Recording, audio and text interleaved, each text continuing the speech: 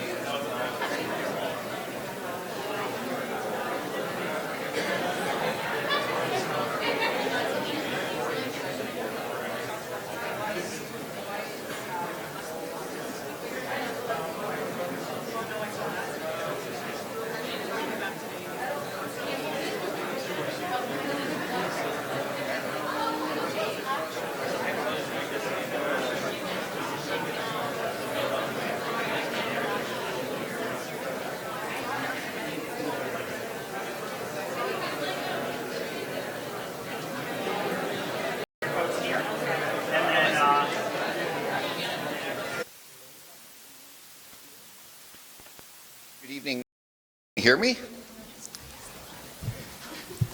Okay. To this evening's conversation, I think it's going to be very interesting. We're so pleased to have materials get created. What we've been able to do is consolidate some collections, and that's where a number of years ago what we're doing is we're converting it into a new community space. We've been using it for events, and people come in here and study. We have Chinese seniors doing Tai Chi here all the time.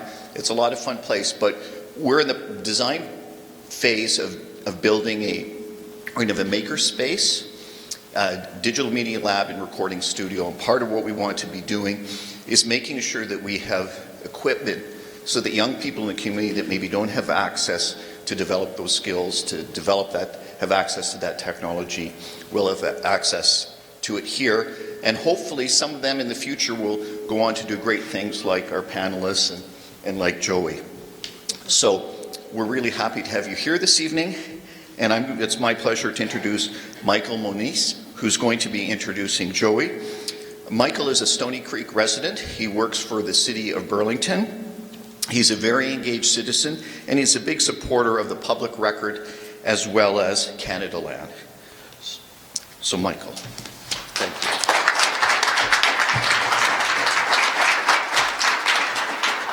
Thank you, everyone. Forgive me if I act a little nervous or whatnot. I haven't done public speaking since my wedding about 9.5 years ago, so this is kind of odd for me. Yeah, I'm a big supporter of CANADALAND and the Public Record. Been following Joey for the last 2.5, 3 years when I discovered a different media voice in the city, an independent one. Nothing wrong with the local media we have now, but a little more nuance sometimes and a little more coverage. They can't get to everything, but Joey literally tries to get to everything, as we all know, from, you know, not just City Hall, but school board meetings, stuff like that. So it's great. He's an amazing resource for Hamilton. Same thing with Jesse. I came late to his podcast at the tail end of Search Engine when it was on CBC. And then it went to TVO, and then it kind of went away. And so I just followed his writing. When he announced that he was launching CANADALAND and what its mandate was, the idea of giving media criticism and dealing with the new independent.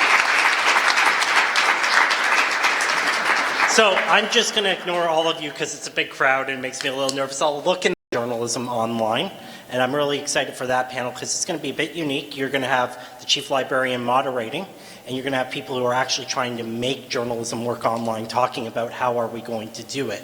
So without any further ado, because you'll hear plenty from me tonight, here's Jesse Brown. And Jesse Brown, I should have brought my speaking notes up. I knew I would forget something tonight. So Jesse Brown is the founder of CANADALAND, which is fully sustainable now. Thank you to the crowd on Patreon.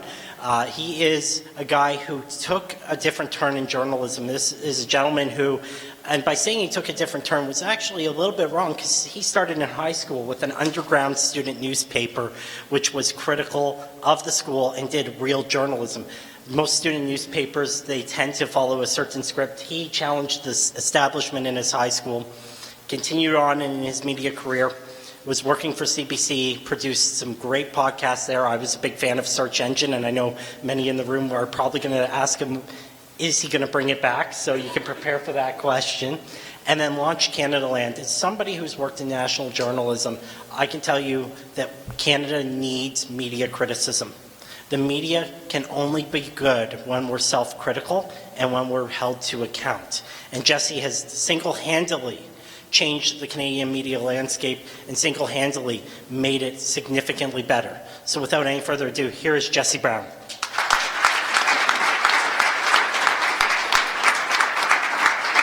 Thank you. How many people here are CANADALAND supporters? Wow. Thank you. How many people support Joey? Yeah. How many people had Cosby tickets they didn't want to use? You made the right choice. Let's try this.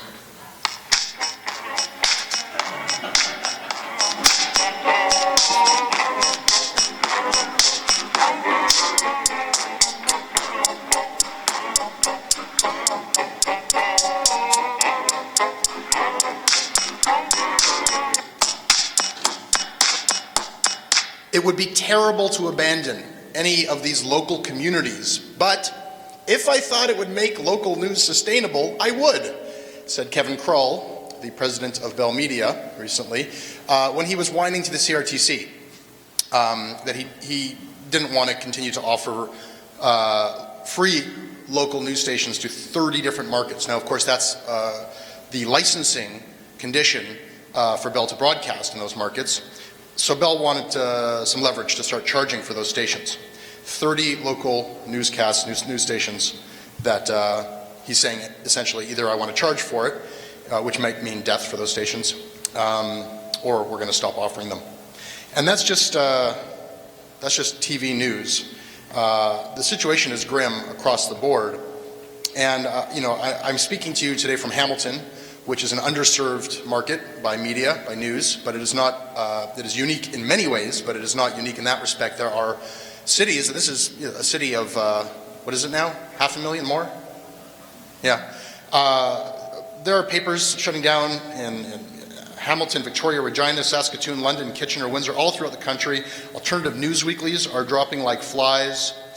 Local news, which is maybe the most important news in many ways, just what you need at a basic level to just know what's going on in your own community, with your own council, with what's happening with your schools, to have a fighting chance to know what's going on in your world.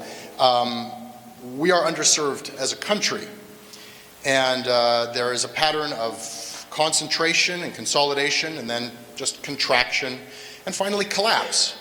And I have welcomed the collapse part, at least, like let's just get on with it, on my show, which has brought angry response from some people who work in legacy media. And one of those people was a listener and a supporter of my show, got in touch to tell me that he thought I was a pompous dick for cheering on the collapse of local news stations when they're hogging resources that might better go towards new efforts. And he said, look, congratulations for your crowdfunding success. That's great that you've been able to find some people to support what you're doing, but is that scalable? Will that replicate? Who's going to report on my local council meeting? And I answered, have you heard of Joey Coleman? We're going to have a conversation today about not just the bad side, not just the collapse, but about what might come next. And we're going to focus specifically on what might come next. And we're going to use Hamilton as an example, because Hamilton is a great example. And I want to thank everybody here for being here. Let's try this again.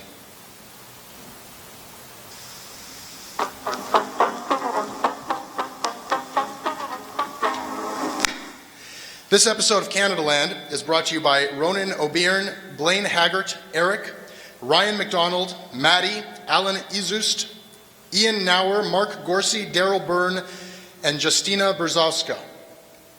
Thank you. Today, Joey has put this together and he's assembled a fantastic panel, starting with himself. Everyone in this library here at Hamilton Public Library knows who Joey is, but people at home, many of them know as well. But for those who don't, Joey Coleman is Canada's, I think, first crowd-funded local journalist. I believe that's true. I believe that's true as well. Yeah.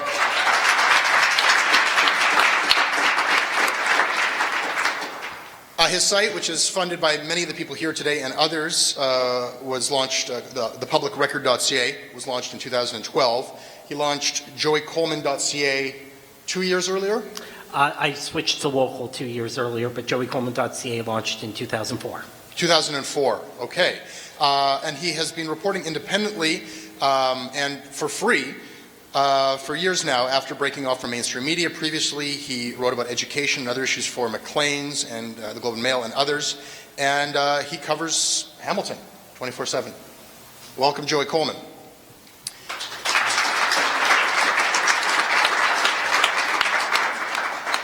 To his right is Sonja MacDonald, who is an academic who researches the media. She is the coordinator of the Hamilton Media Project and is a leading academic researcher on the factors leading to Hamilton's underrepresentation in media. And she is a strong advocate of public broadcasting, and she led the campaign for a CBC presence in Hamilton. Warm round of applause, please.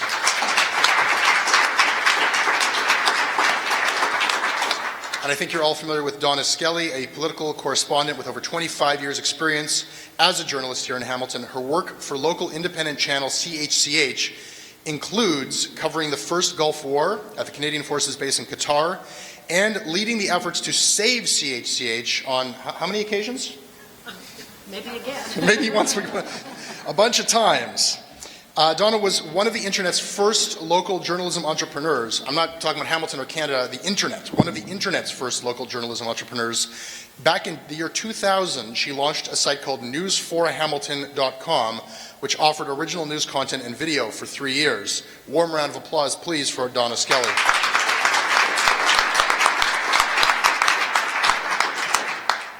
Sonja, tell me about Hamilton. Why is it so weird here? Why is it so weird Well, here? I don't know that it's necessarily so weird, but what is unique and what is the situation with local news in Hamilton? If you can, I know it's a long story, maybe we can get an overview of the situation that people Well, are I facing. think you have to look at the city first, and then you look at our news environment, because as with most communities, one is bred from the other. So Hamilton's a mature and a complex and a medium-sized city. It's one of the larger medium-sized cities. Our population, I think, as you said earlier, is around, our city population is around over 500,000. We have the CMA, which includes Grimsby and Burlington, and that brings us up to around 720,000, 730,000. That puts us on par with cities like Quebec City and Winnipeg in terms of size. That's just, I think, a national measure of scale. So when you think of Hamilton, we're bigger than somewhere like KW, which is in the 400,000 size. And that's important because I think in the media environment, we've been around for a long time. We've got a lot of complex issues, as many people in the city know. We have a lot of diverse interests in the city.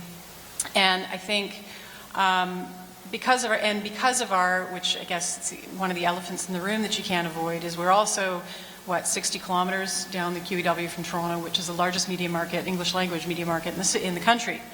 So in some cases, I like to say that Hamilton is, again, a quintessential Canadian example in media, because we are sleeping with the elephant, and our elephant in the Canadian context is the one down the highway, whereas when we look at Canadian media in the national scope, we're looking at our relationship with the US. Because of our proximity to Toronto, in broadcasting in particular, we've seen a lot of arguments being made about how we are shut out of the system in terms of frequency. Scarcity or few frequencies is an issue in radio here in town. When you talk about TV, it becomes really sketchy and complicated and difficult when you get to the policy level. So what that's meant is that we've been able to, since our inception as a city pretty much, be a monopoly market in media. So there's one commercial or private daily newspaper, the Hamilton Spectator, started by the Sothams. So it's been around for a very long time. We have one local commercial television station, which is CH, and Donna can speak more about that. Again, though, one of the first to break from the CBC affiliate relationship and become a truly local independent station in the 50s, and in terms of local content was miles ahead of its competitors anywhere in Canada and even parts of the US. And then in radio also, we have a very contracted market here. And we had, up until very recently, no CBC presence at all, and we were the most underserved, the largest community in Canada without any CBC presence. And if you think about us and then the connection down to Niagara, it was over 1 million people. We collectively spent, with the original amounts, I think this was about 5-10 years ago, we spent over $20 million per capita towards CBC budget with nothing in return. And that was ever since the inception of CBC. So we now have a CBC digital service, which is a website, and that might come up in conversation, and I have a lot to say about that. But separate to that, in the market overall, I think one of the things that's happened is that there's been an opportunity here in a lot of ways for new models to develop, like what Joey has developed, and others like Raise the Hammer, which is an online blog that has become a real local focus. But there's also, in traditional media, in a lot of senses, there's always that sense of contraction is always the fear. Something's going to close, something's not. And it's also, in many cases, a singular point or singular reporting or singular argument or coverage of any one issue, which I think ultimately leads to a poor public debate. So I'm going to start with that. It's a great start. Sonja, or rather Donna, can you give me the saga of CHCH and in a truncated form? It seems like it's gone through so many twists and turns. The saga, it's just celebrated its 60th anniversary, which is really amazing when you think about it. We broke away, we were the first independent station in the country, and have a really rich history of creating local content. Some of you may still watch House of Frightenstein. I know it's still shown in LA, but is that still on the air? Yeah, it's still on the air, believe it or not. CHCH was founded back in 1954 by a man who was in radio at the time. I think he was involved with CHML at the time, started CHCH television, broke away from the CBC, became the first independent. And our biggest problem throughout history, throughout our history, has been trying to provide a news content without having any, as a solo player. We don't have affiliates. We don't have the luxury of being able to tap into a head office or a bureau in Toronto, in Ottawa, or whatever to get to access our content. So we truly are independent. We've been bought and sold in just I've been here since '88, and I think I've had 7 owners since 1988. So it's been a really, really difficult a journey for the station. Because, as Sonja mentioned, we are in the shadow of Toronto, we are always rated within Toronto. So we are up against CTV, CFTO, for example, when we're rating a 6 o'clock newscast. We're not rated on how many people watch us in Hamilton, but how many people watch us in Toronto. And that's how we compete for our national ad buys. And so that's what makes it very, very difficult when you're an independent player. And it's just the way that the market, it's just the way the advertising is structured. We've fought for years to try to be pulled out of that, like London is and Kitchener, but we are within that market, and therefore it's very difficult to compete. Having said that, we can finish second and third every other day on a regular basis in Toronto against Global and CTV. So we still have a lot of eyeballs in this area. Recently we went to local news all day long, and a lot of people think that the industry is dying. I do believe it's going to change. It's always been undergoing some sort of a change, but Netflix clearly has had a huge impact on how people view television today. But local will allow stations to survive. Live will keep stations alive. If you're in sports and you're covering local sports, people aren't going to, go back and say, I'll watch it at 3 in the morning or I'll watch it next week. They're going to watch it live either in a bar or at home. So I think the channels that are providing local sports will survive, and channels that are providing local news will probably survive. Or news will survive, but local is also a component that I think that the bean counters have totally turned their back on, and I think we're an example of a station that has proven you can actually turn a profit if you cater to a specific smaller market. We do not have any real true competition when it comes to local content. We're very lucky and very fortunate. But I do believe that people want local content. They can get national and international anywhere online on television. But it's very difficult to access true local content. I mean, you said something very quickly there, that you do local live all day. All day. We tune in at 4 in the morning and we're live until 7, and then we go back live again at 11. All day. How many people work at CHCH? Total with our Toronto head office, it's about 200. Uh-huh. But when we were well, I can say exactly what happened. In 2009, Global owned us at the time, and they called us into a meeting in February and said, you have 2 weeks to find an owner or we're shutting the station down. I was thinking, were you kidding me? They had stripped us of just about everything at this point, taken away. We used to cover all of, our crews were they were so talented. They were always hired to do all of the CFL games, to do the NHL games. We went to Buffalo, covered the games there. We had, for years, our crew were hired to do the NBC games following during the Olympics. In fact, 2 of our former staff members head up the host broadcast division for IOC because they were so talented covering the Olympics. Global came in and took all our resources, shut down all our mobiles, and took all our programming, and we were just dying. And they cut back and cut back and cut back on our programming, and then we tried to save, as you know, we tried to save the station. I actually did approach the mayor, it was Mayor Eisenberger at the time, and said, you got to get this, take the license over, let it be owned by the city. I thought it would be brilliant, you could show any part of the city all day long and have this amazing opportunity to promote the city. Long story short, we were purchased by 3 or 4 gentlemen from Toronto for $11. That included all of the assets. We walked away from our pensions, took the money out of it, but we had jobs. Nobody lost a job. They froze our salaries, and we all had jobs, and they hired about another 40 people. And we went live all day long. Jesse, if I may, I want to compliment CH for 2 things that they do as a local newsroom. They are the only Hamilton news outlet to have somebody at Queen's Park. There's nobody else from Hamilton at our provincial legislature, and they're the only news station in Hamilton that has an overnight news crew. No, everybody else rolls up the sidewalks at 6 p.m. The spec has an evening shift, but they're the only ones at 2 in the morning. When we had the ice storm a year ago, it was myself and CH were the only two news stations that were covering what was an emergency that required emergency shelters here in Hamilton. And I really want to compliment them. And I think the room should know that it takes a lot of resources to be at Queen's Park.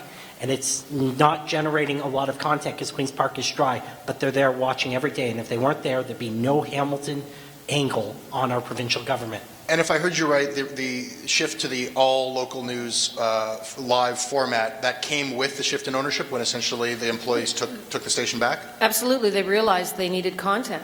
And the cheapest way to create content is to hire some people and give them a camera and go out and cover news. And it worked. And as I said, up until that point, I hadn't worked with anybody under 30 probably for 8 years. They hadn't hired anybody. And now it's so incredibly interesting to see so many young people in the station. You mentioned the execs at CTV saying that they were not going to be providing local news for free. I mean, I sat at the CRT so many times arguing that you can sell local news. We sell so much advertising on our station locally. And it's good for business. I mean, here, I'll give a plug to the station, but I think we have packages where you can buy 100 30-second ads for $10,000. If you have a small business, that's really good. It's affordable. And what happens with the Toronto television stations, and I'm just talking television, that you're priced out of the market. Are you in the black? Is it sustainable? I think it's going to require some. We're going through a transition right now, as everybody is, and it's going to require some changes. I'm not privy to the books, but I believe that the model is sustainable. I really do. But it has to come along with a stronger online presence. It has to be a marriage of the two. It's interesting. I think that it's something that transcends just one medium or the other. How do you deal with the threat of diminishing ad revenue and when bulk sales of eyeballs through Google and the ad market falling apart? Everybody is facing, what do we do? And organizations that return back to basics and offer the local news coverage that some kind of Silicon Valley company certainly couldn't, or consolidated huge networks can't, seem to have a fighting chance. It seems to be like that's the core product, and refocusing to counter with the threat of digital on that core product seems to be, it's the only strategy, I guess. I don't know what else you do. Can I step in on that just quickly? I think it's an interesting transition that happened because, again, the argument that's being made by whether it's Shaw or Bell, including the comment you made, when they go to the CRTCs, they cry poor. And they one of the reasons that they were able to consolidate and agglomerate all of the local stations around the country was that they said one of the benefits of doing that was that they're going to be able to cross-subsidize. So the money they made in one market would then be able to support a healthy and growing local media environment. And as Donna has explained to you, that's certainly not what happened with Global. I think the peculiarities of the Hamilton market in particular, as Donna explained in terms of the competitive ratings, I mean, ratings and ad dollars are intimately tied. And the Toronto-Hamilton market is what it's called, is the Toronto-Hamilton extended market for television, means that ratings are often measured along that. They don't parse out in television the ratings for Hamilton alone. So when Global owned the station, they would sell advertising as a package, and it priced out of the market folks who were traditional advertisers on CH, people who used to buy back in Sobel Day, who used to then, Southside, which was the old clothing store on the Gore, used to advertise on CH, and they couldn't afford it anymore because they were, an independently owned clothier. The difference that happened was you weren't going to buy these massive packages from Global because you couldn't afford it. But then all of a sudden it turned around to say, the door's now open for smaller businesses that are local, and you're now actually serving my local market again because you're doing local content. When Global came in, or actually was on TV first and then Global, and they moved away from the local market, the actual appeal of this as an advertising base was lost because you're not hitting the people who are going to come and shop locally. When I was publishing my newspaper in high school, I went to Mike's Convenience and got them to give me $50 to buy an advertisement. Yeah.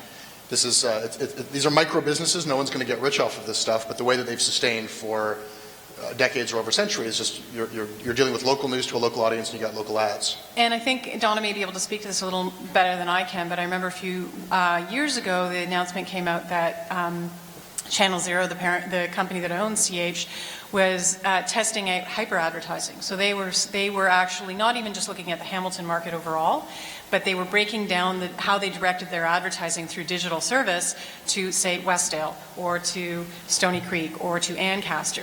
So again, smaller packages sold specifically to the audiences and the communities that were actually going to be using your services, which is the way the advertising market has to go.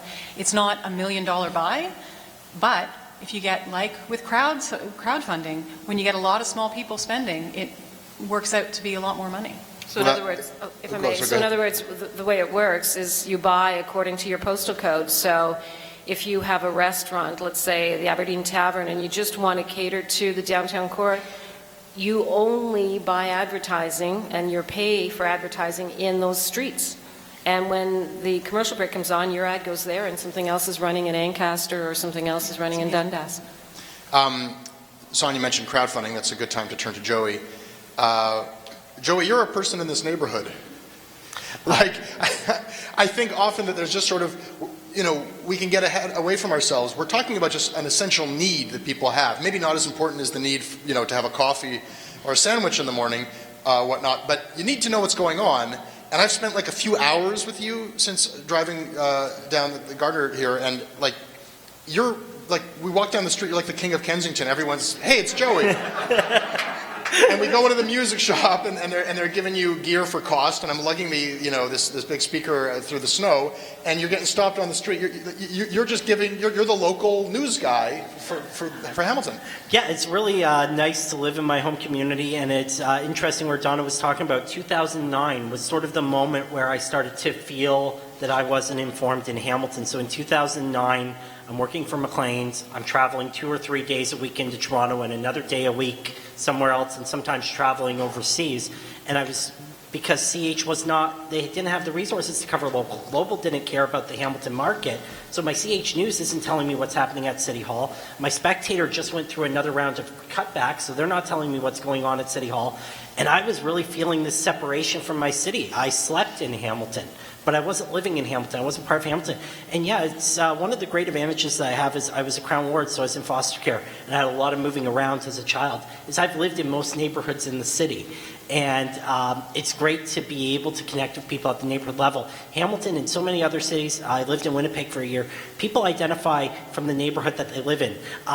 Show of hands, how many people are from Beasley here right now? You're North End now, but okay, we'll let you be Beasley. Beasley's in the library. I live in Beasley. I'm quite proud to live in Beasley. I see a lot of people from Durand. Duranders, put up your hands. Okay, and we see how quickly people identify with their neighborhoods. They want to know what's happening in their neighborhoods. And one of the great things about the service I provide at City Hall is I cover every meeting and I live stream it. And I openly admit that Planning Committee may have 20 items on Planning Committee. And Planning Committee is zoning, building code. It's extremely complex. I may only be able to focus in on 2 of those items, but you can watch the other 18. And it always surprises me when people contact me and say, thank you, that fencing issue where the fence was 0.3 meters over the property line, I was able to watch that and I was really into it. People care about local. And you think I'm kidding. You guys think I'm kidding. Fence lines and property lines, Committee of Adjustment can have 20 people arguing over a fence line. I don't broadcast Committee of Adjustment. It's one of the few I don't broadcast, and I also try to be respectful of the process. And Committee of Adjustment is a lot of private citizens making an argument for the first time ever, and a camera would be, it would damage the process because they would feel nervous being on camera. And they're talking about issues in their neighborhood that they're very passionate about, and I've seen I see the detriment of having the camera being more than the benefit of streaming that meeting. I take detailed notes during Committee of Adjustment, but ultimately people want to know what's happening in their community.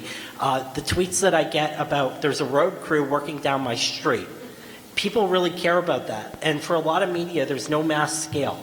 It might be 5 people that care about that, but I'm able to walk over to Public Works and go, do you have the permit for the work that's going on that street, and upload that permit. Are covering what you're covering full time? How many at City Hall? How many? So full-time at City Hall, I'm the only one that's full-time at City Hall. You're the only journalist. There's over But half there's a million others like- people. You're the only full-time journalist at City Hall. right At now. City Hall. But there are people that are full-time that cover municipal affairs and politics. Donna's one. But there was a time, I remember when I was 15, I came to present to a city committee, the Parks and Recreation Committee. Never more nervous in my life. And there was a camera, there was CHML, and there was a spectator for Parks and Recreation Committee, and they all had offices at City Hall, and they all had multiple staff at City Hall.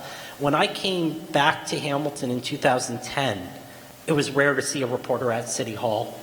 We actually had in 2012, we had a council meeting that I was the only reporter at. A council meeting, the only reporter. Now we have reporters at most committee meetings, all council meetings, and even some subcommittees. Let me ask you this, because what you described is so dire, it sounds so bad, like that you're the only person who's there on behalf of the people, giving them a chance to know what's going on.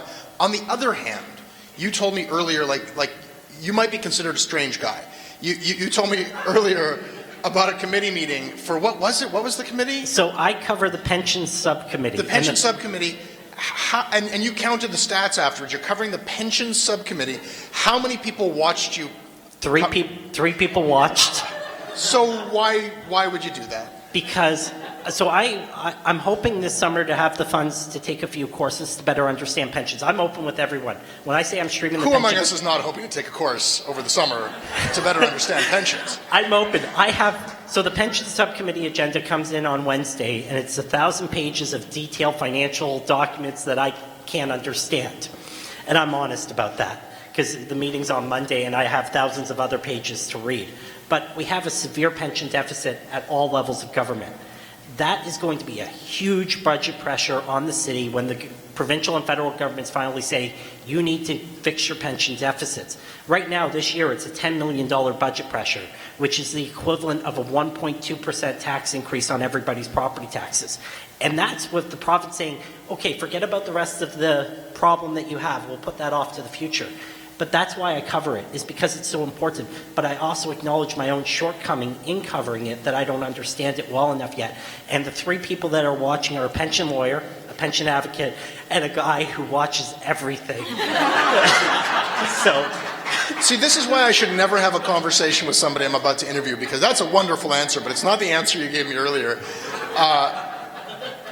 When I asked you that question the first time, you said, only 3 people may be watching, but there are thousands of people who are glad that I'm there so they don't have to be. yeah. Well, I was giving you the business case for it. There's the editorial mandate, but there's also the business case of people like having a watchdog at City Hall. People fund me, and many people never watch the meetings, but they know that I'm there watching over. The average taxpayer in Hamilton is paying $3,000 in property tax each year. And you think about it, you could fund me for $10, $20 a month on that $3,000 investment. You all buy insurance for your car. You all buy the extra coating at the car wash to protect that investment. The city is our investment. And in a way, I'm sort of the insurance that makes sure that it doesn't go off the rails, because we've seen so many cases, not in Canada, luckily, and maybe we just don't know yet in Canada because we've lacked that local media, but we've had cases in the United States where people have been like pigs at the trough. City councilors of small towns paying themselves 6 figures, double 6 figures, and it's all been legally done, properly passed and put through council, and that's because there was no media there to stop them. Sonja, I want to ask you about the CBC.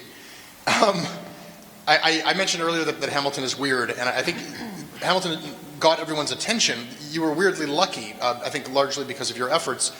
CBC is not moving into that many regions and opening up offices in many new markets, but they did so in Hamilton, and they did something that caught everyone's attention because they opened up a digital office here in Hamilton. Well, let's not get so excited. Is my first answer to that. What became of that? Well, let's just, a lot of people felt like, yes, this is what you do. You don't need to, it's a huge thing and the huge investment of all of the broadcast and getting a license. Just send some journalists there, open up an office and put content on the internet. Why don't you do that in all the small markets around Canada? Well, so what happened when they tried to do it? First thing to your comment, let's not send journalists there, let's hire local journalists there. One, I'm already on their hit list, so this is not going to be new.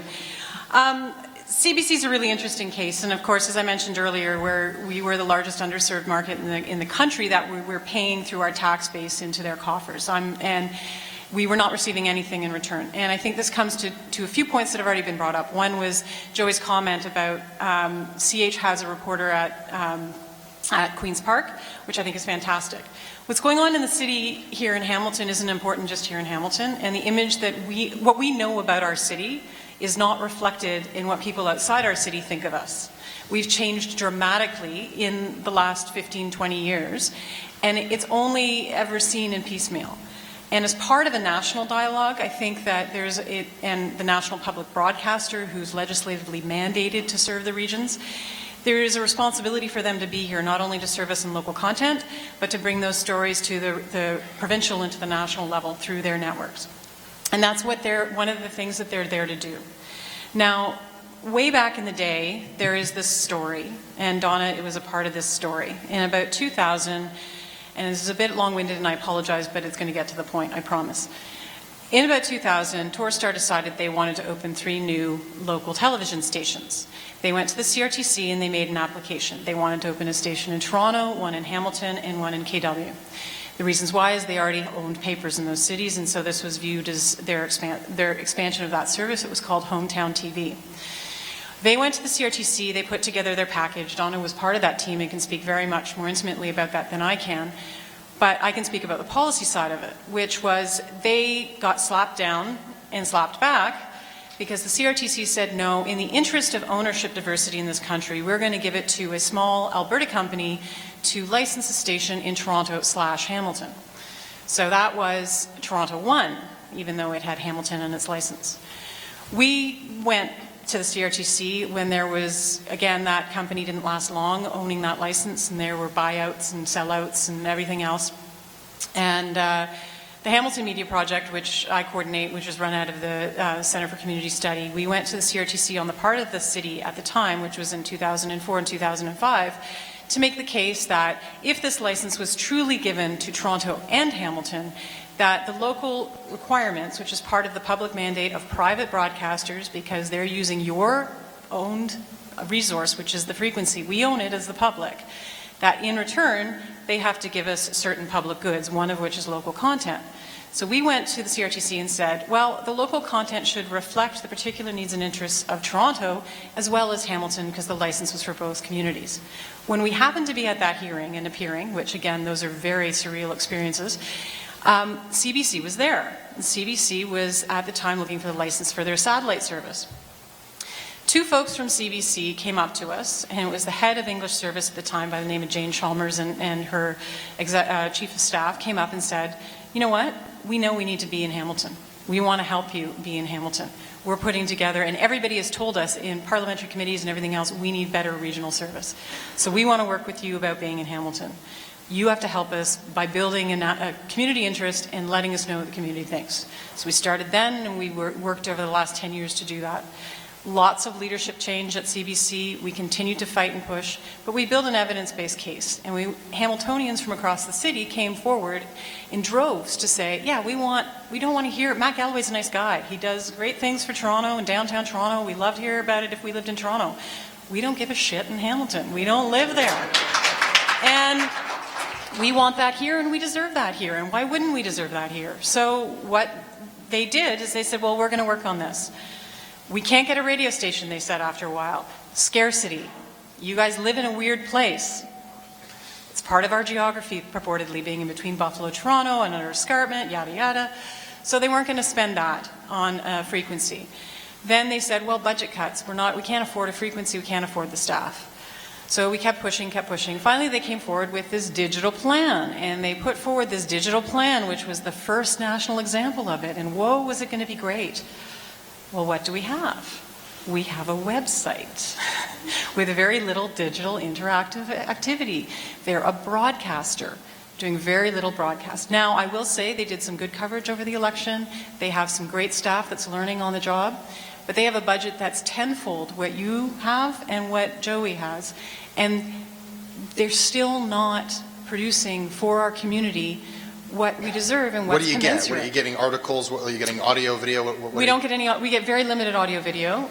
We get articles on the page that are updated. We get a Twitter feed. And there's a lot of Twitter activity. And I mean, I think over the election there was a debate that was hosted by CBC that was live streamed, which was great. What we've asked for in recent meetings over the last year and a half was not to spend more money, but to spend the money that they have on their local service. And they've put a lot of money here because they've invested in a really good space on James North.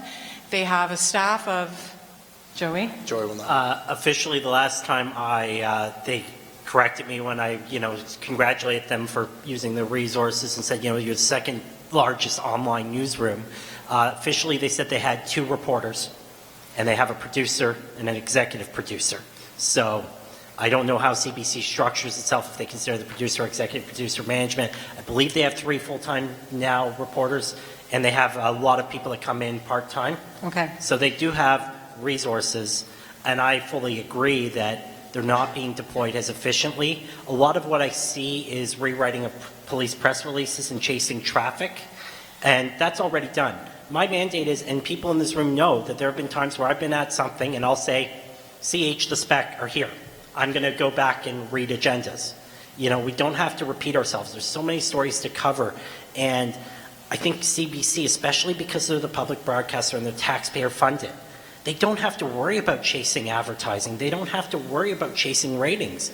Chase the stories that I can't do, that CH can't do, that the spec can't do, the stuff that requires a lot of resources and work. And I love the space they have on James Street. They did not cut corners on it. They could broadcast the National out of their studio in Hamilton. They have all the connections. And I want to see more of that. And I think... Which leads... sorry if I may.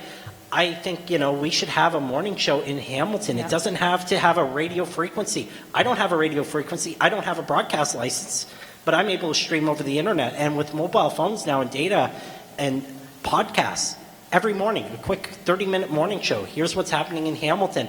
And then feel free to continue the Toronto morning show on that same stream afterwards. It would probably get them a lot more listenership for that Toronto show as well if we in Hamilton are able to tune in and get a bit of our local content.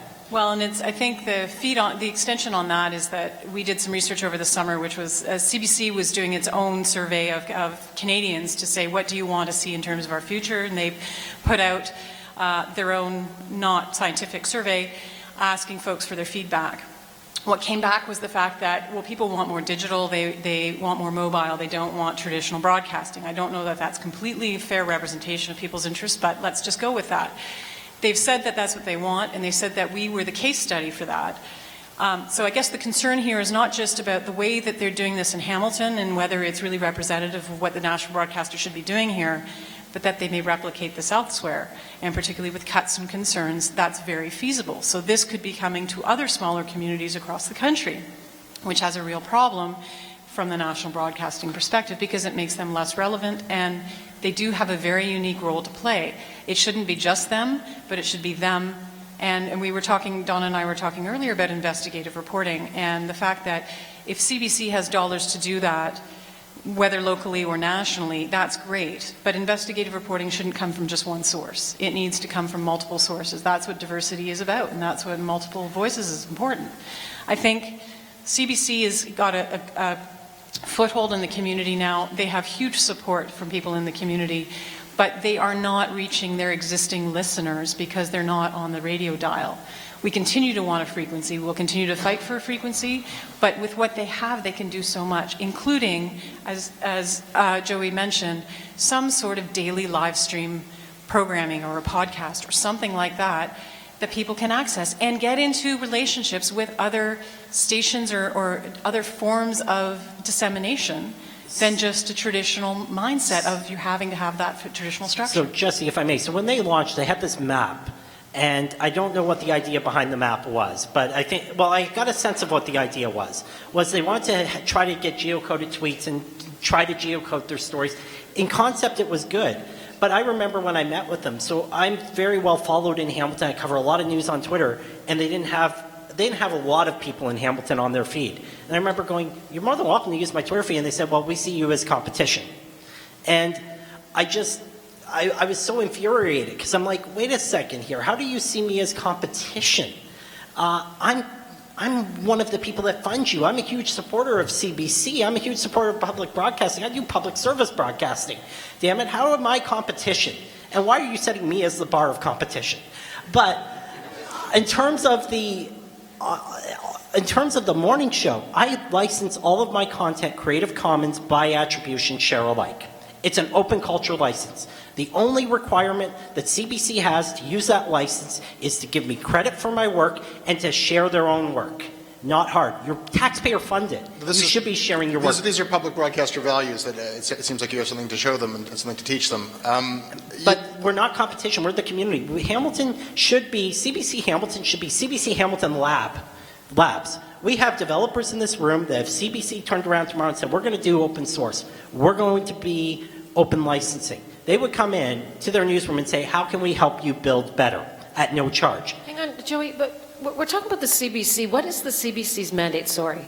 What is the CBC's mandate? We're talking about digital content. First of all, it was very disingenuous. When they came to Hamilton, they said it was a digital station, and I thought, that's interesting. What's a digital station? It was a web page within a website. Their mandate is not to create content online. They are a public broadcaster. They're competing using public dollars, competing against the private sector, and I think it's wrong. I think it's just outright wrong, and their content is wrong, and I don't think we need more digital content from the CBC. Stick with broadcasting or get out. So we're going to disagree on the second part. On the first part, we're in complete agreement. CBC should not be competing. CBC should never declare somebody a competitor or view somebody as a competitor. CBC should be supporting the ecosystem. CBC should be open licensing. CHCH, a local news station, should be able to call CBC and say, we'd like some of your footage from Parliament Hill today because U.S. Steel was discussed. And they should say, here you are, we're happy to help. I'll push back a little as well, Donna, just in that part of the CBC's mandate is to give Canadians their information wherever Canadians are. No, and it's not. broadcasting. They're a public broadcaster. And But broadcasting and digital are going to converge. They're not right now. I mean, and if are they a newspaper? I mean, what are they? They are a public broadcaster.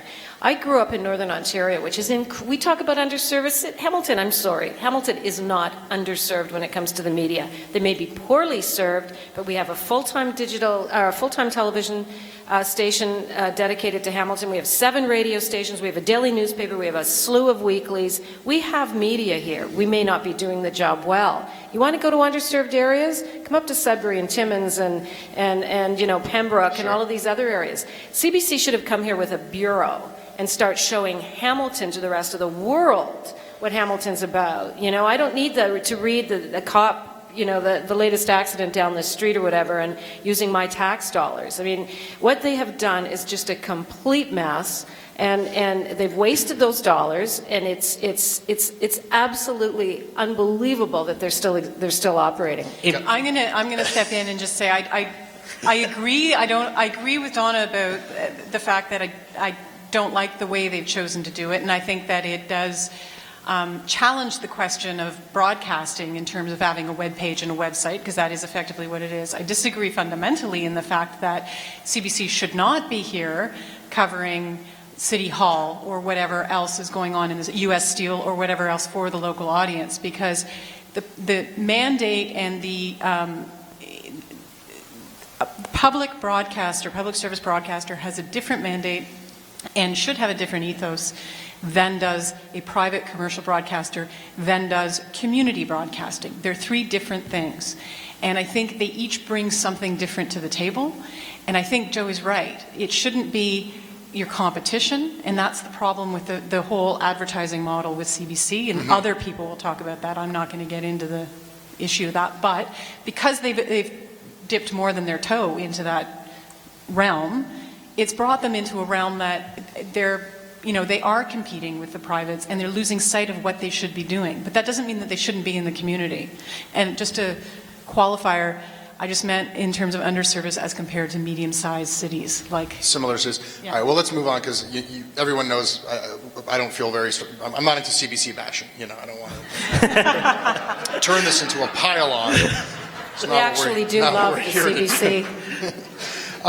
But There is a unique situation here, and I appreciate the pushback on the idea that this is an underserved market, where part of what has attracted me and part of what the emails that have brought me here have been that this is an incredibly engaged market. I can't think of a parallel in terms of people who are willing to fight to bring a CBC bureau here, people who are, the amount of experimentation with media, an engaged public that seems to just desperately want and is willing to put their dollars behind it and their lobbying efforts. And I think it's a pioneering city, and we talk about what is not happening on the CBC's website.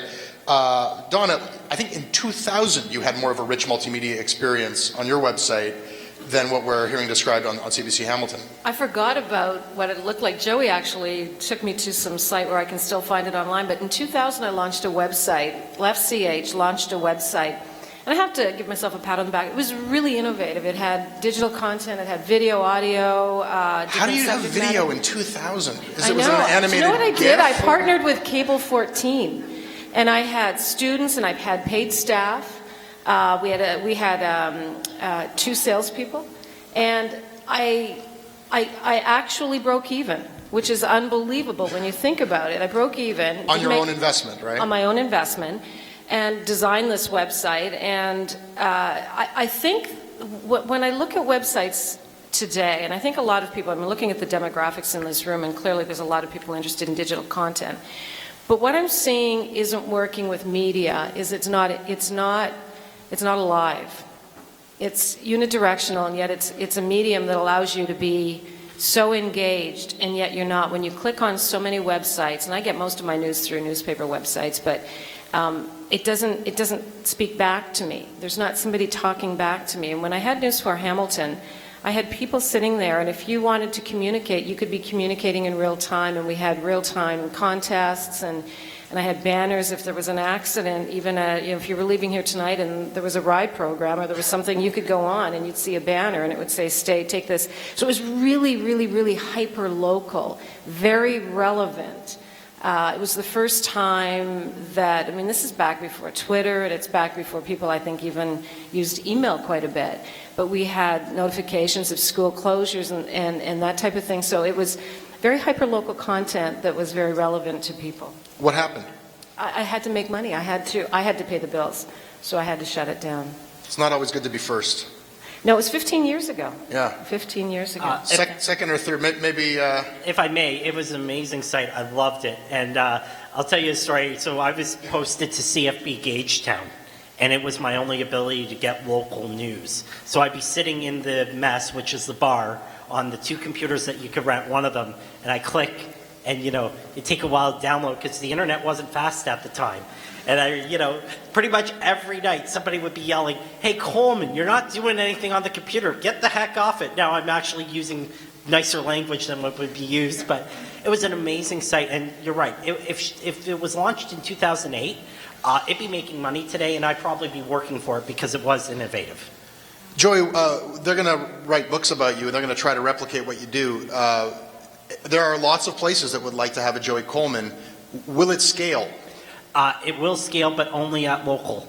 So right now I'm working for sustainability in the next 3 months. I'm not yet sustainable, but I'm very confident I'm going to get there. You have to be willing to sacrifice a lot of your time and energy and put everything you have into this to launch local. I think it'll get easier when people can point to other local news sites and say, this model works in Hamilton, we should do it in Saskatoon, or we should do it in Fort McMurray. Well, it's going to be more like I should do it, right? Because, there's 2 sides of this, which is one is what's going to happen to the journalism industry when there's only one person reporting per market. That sucks for journalists, but at least for the public, if somebody's doing it, somebody's doing it. So yes, how many does it take? I read somewhere the 800 fan rule or the 1,000 fan rule. Like once you hit 800, you can make a living. So what are you at? Can we talk about numbers? Talking about numbers, I have 50 people that are giving monthly contributions right now. I've had over 700 people that have given to my crowdfunding in the last 2 years. I'm switching to, I need people to give monthly contributions. I need to have the steady operating revenue. Otherwise, I cannot survive. And I will be focusing on that. And And then once I'm there, because there are some capital investments I absolutely need to make, I want to open a storefront studio space with a podcast studio that other people can use so that they can share their stories and content, because I get a lot of people saying they love me to cover culture.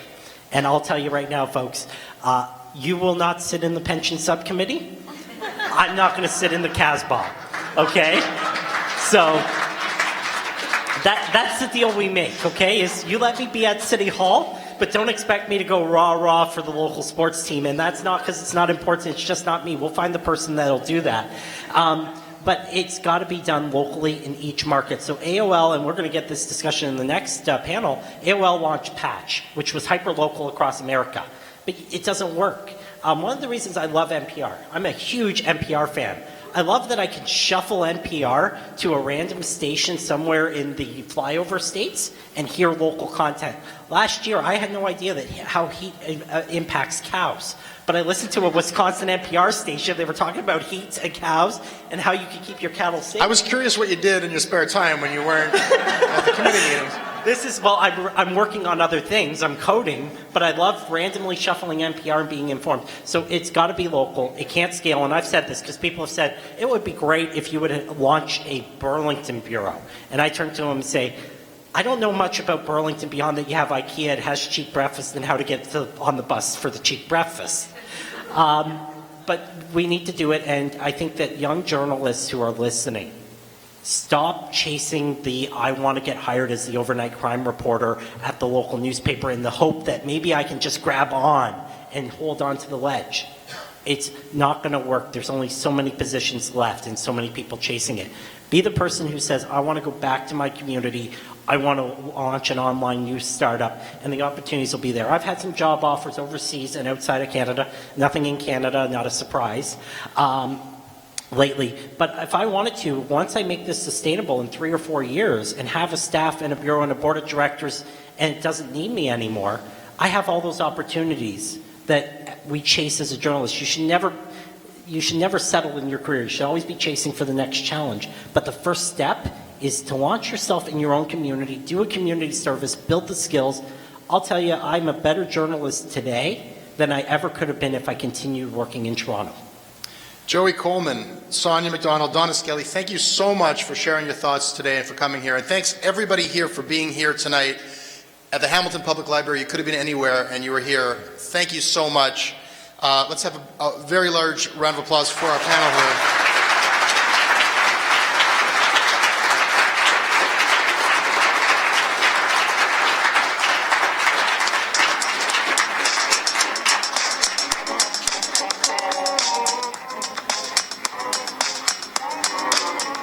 That's your CanadaLand show.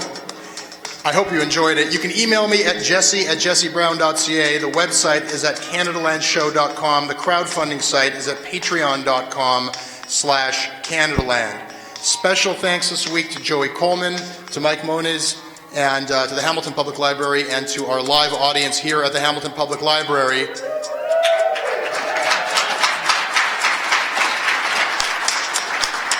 CanadaLand Shortcuts will be up on Thursday morning. If you like this show, support it.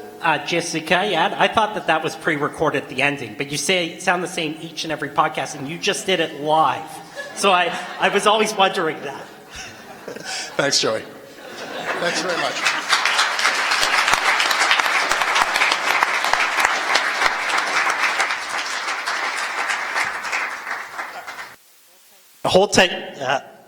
Hold tight. We're going to do Q&A. I've got to find my microphone person. There they are. Give them the mic and make sure the mic's working. You gonna do that?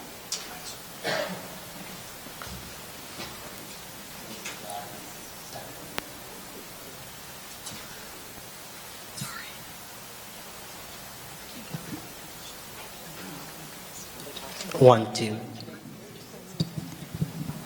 John Fink, go with the first question. I know you have tons of questions. So questions are, you can of course direct them to the panel, but Jesse and I here, there may not be a chance after the next panel because we are going to be running pretty close to the timeline. So take advantage of this opportunity to ask questions. Jesse and I, of course, the panel as well. But this is separate from the CanadaLand podcast, just so that you guys know. Oh, hi, my name is John Fink. I'm actually from Mohawk College Journalism, and yeah, it was interesting in comparison. What you said earlier is that there's holes in smaller communities where they don't actually have the support of local media. They don't have the capacity for it. They're not they're underserved as opposed to poorly served. But Joey, you just said that you think that young journalists should be going back to their communities and starting something much like yourself, filling these holes of local media. But in Hamilton, there's still enterprise, there's still like jobs. And in a lot of communities, there is failing industries that don't have that community support for the journalists So through the crowdsourcing. Sorry. So most young journalists have the option of, after graduating a journalism program, of working as an unpaid intern. Why are you working as an unpaid intern? One, you have value. Two, the person who's profiting from your work, you aren't even getting a paycheck for it, and somebody's collecting profit on it. No, be an unpaid intern in your own community working for yourself. But you also have the advantage of, and I think this is going to start happening a lot, of community foundations will be willing to fund student projects over the summer. I'm working with a few community foundations, and I've talked with a few J schools around the idea of the university or college, the community foundation, and the young journalists each contributing 1/3. So 1/3 is crowdfunded by the young journalists and 2/3 is matched. Do that, be innovative, do that in the summer. Instead of working a summer job that's not in your industry or an unpaid internship, go back to your community and start something in the summer and start building that base. It took me 2 years of solid hard work in Hamilton before I was able to crowdfund. Part of my mistake was that I was trying to get a job in the old media, not realizing that with my open data stand and some of the other stuff that I've done online that I was really blacklisted and I wasn't coming back. But why do an unpaid internship? If suddenly young journalists stopped playing the game of the unpaid internship for 2 years, they wouldn't exist anymore because the media would have to hire reporters, because without the content that unpaid interns are currently providing, they wouldn't have the profit that they really want. So your choice is unpaid internship or work for yourself and contribute to your community. I just, if I could just intervene in for a minute. I think there are jobs, and I don't want you to get discouraged. There are jobs. Television and media have always gone through transition, always. You know, radio was worried about when television came online, and newspapers were going to die. Well, I guess they're getting close to that, but they have an online presence. Television was always worried about, I think 15 years ago, it was the 500, do you remember that? The 500 stars or whatever, what did they call it? The 500 channel universe. And well, now we have Netflix and all of the other digital services. So there will be jobs. And in terms of unpaid internships, if you're working for free for somebody, let me know it's a good story, because you can't work for free anymore for 2 years. The government's coming down really hard. Those days are long gone. I know we have interns, and almost afterwards, they're in 3 months, they get a job. The government's coming down hard. It's true in Ontario. I just read today that a study of government internships, was it 10,000 internships and 22 jobs, I think they counted, that led to 22 jobs. I know, on our just to station, depress though. Everyone completely, I thought I'd throw that in. No, I don't want to. I want students at Mohawk to get depressed, because I think there are jobs, and if you're passionate, look at Joey. If you're passionate about something, you can figure it out. You can make it work.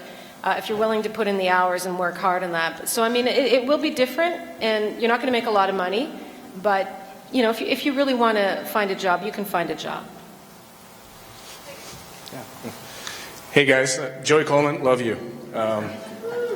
So I just wanted to part comment, part question. Just the comment is the role that you've played in terms of creating a culture of transparency, and how instrumental that's been, at least for myself, in keeping an eye on City Hall until I got a little bit of a closer look. But, you know, I think back about the evolution. I had the opportunity to interview Don McLean. Matt, could you just introduce yourself for those that may be watching or are not familiar with who you are, because that's important context. Okay. My name is Mathew Green. I'm a Ward 3 City Councillor here in Hamilton. certainly an advocate for open government and open data, but it just kind of leaves me to this question. I had the opportunity to interview Don McLean, who was that citizen who was at City Hall through Catch, who would go and then have an email list and send out emails on what was happening at City Hall, and now you've refined that and taken it to a much greater extent. But there's social media, and I think back briefly in Hamilton we had something called Open File, I think, which crowdsourced citizens play in breaking stories and the emerging role of kind of the everyday citizen journalist. So I want to see the culture of journalism change, because right now we do not treat citizen journalism and amateur journalism with respect as a culture. We should be more like astronomy. I look at the sky at night and there's unlimited celestial bodies, and I look down at the city and I go, there are unlimited stories to be told. And astronomy, if somebody in their backyard sees a new celestial body or merely suspects that they found something new, they put it up on a website. Professional astronomers then go, I have a big telescope on the mountain, let me take a look at this. And if it's a confirmed discovery, the amateur astronomer is still brought into the process of getting to that final publication in a peer-reviewed journal. They're not removed of credit. They actually get to name it. Whereas in media, I can't tell you the number of times that YouTube and Twitter are credited as if they're the content providers. They're the platform. And it's this urge that as soon as we get a citizen, as quickly as we can remove them and take credit for it ourselves and have our own byline. And it's almost a mark of shame to have somebody else on the byline. And this happens even within professional journalism. There's a lot of competition about bylines. We need to change that culture, because I'll tell you that I am stronger because people send me emails and tell me item 8 on the planning agenda is this, and this is the background, and this is what happened in our community out here in Stony Creek. Without that, I suck, period. And we need to do that more. We need to, this space here that we're in is going to become a digital media lab.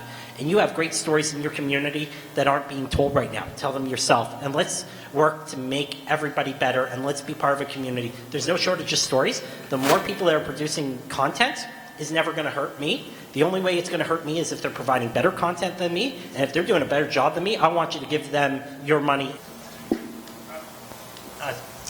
Okay. Yeah, Jesse, would you, anybody else want to comment? I think that. Yeah, I disagree completely. I mean, with everything you said, I agree with, except for the respectability part. I don't care about respectability, especially not the respectability of mainstream media, and I think that being held beneath their contempt is a definite asset and an empowering factor. I think when reporters start to care about respectability, you know, reach for your pistol. Yeah, no, what I mean is I want the respect of my community. People may disagree with me. I used to referee basketball, and many people in this room, that's what they knew me for. And at the end of the game, I didn't care if you were angry at me about the call, but I want you to walk away and say I was fair about it. And that's when I talk about respectability, I mean, there are people in this room that I've had some great disagreements with. People in this room know that I've had some great Twitter flame wars. But at the end of the day, you can respect my position even if you disagree with me. And that's one of the great things in Hamilton is that I think it's because, you know, we have that blue culture mindset still of you go to the Tim Hortons, not anymore the Tim Hortons, but when they used to have counters, and you would argue politics and then shake hands, and the next day, you know, you're good. Yep.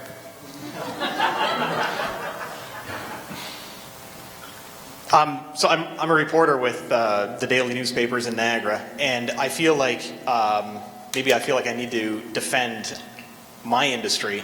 You know, I feel like there's this overall negativity that newspapers are dead. You know, newspapers are dying. I found it interesting that you said that you get your news from the Spectator website, and so We're not the ones you need to defend your industry. No, but I think that you know, I'm curious to know, say with Joey, and I like what you do. I follow it. I wish that it would work in Niagara. I don't think it would because of how split Niagara is, which is unfortunate, and I think that's also the case in a lot of other markets. But I'm curious to know, you're saying journalists or students should go back to their hometown, start these hometown newspapers, or these online websites rather. I think that's great, but what happens, say in your case, if you discover something in one of these city hall meetings that requires 2-3 weeks of in-depth research? That's where, you know, up here, everyone's going to turn to the Spectator to read that in-depth story. So I think that what you're doing is incredibly important. What the TV station is doing is incredibly important, but newspapers play such a huge role as well. So if I may, it's Dan, correct? Just wanted to confirm, Dan. You've been trying to innovate at your newspaper, and that's great, because part of the challenge I've seen with a lot of newspapers is that they're still fighting a war against the internet, as if the internet's going to go away. But you've been doing a lot of great work there in terms of innovating, and Niagara is a bit of a unique market. I think it's going to take time before it's there, but in so many communities, the local newspaper comes out weekly, and it's a flyer wrapper. So we're talking about those places that are underserved, and we're talking about the opportunity to build resources. In terms of my inability right now to do the 2 or 3 week investigative journalism, absolutely agreed. And that's my next challenge, is after I'm sustainable, I need to build the resources to be able to hire people to do the watchdog role and do the investigative role. I want to see the newspapers succeed. I want to see the newspapers find new ways of doing things. Part of the challenge with newspapers is that they have such a legacy model. And so, for example, the new tablet edition, Jesse, actually, I'll let Jesse talk about that maybe, but what he said about why they're doing it. So I definitely don't have a problem with the newspaper, but the newspaper is way short of resources. There was a time where the newspaper had hundreds of reporters, and it was an afternoon edition, and if something happened at 1:30 in the afternoon, I remember picking up the Spectator at 5 and knowing what happened. I mean, just to clarify, it would be an absolute tragedy if newspapers went away in this country, if they all went under.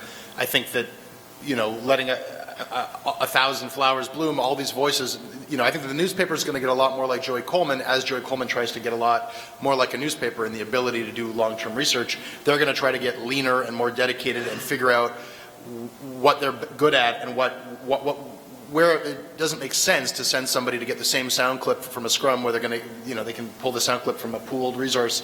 Why have a whole crew there, or, if it's a TV station? There's just all kinds of efficiencies with legacy media, and then the problem on the other end is how do you do the in-depth thing? But one thing that I've learned from my supporters is they want quality over quantity, and as I kind of make all these promises about upping the level of content, they're saying just make really good content. And I don't think anybody wants me to disappear for 3 months on one story. There's a baseline commitment of doing these two shows a week, and hopefully soon 5 stories a week on the website.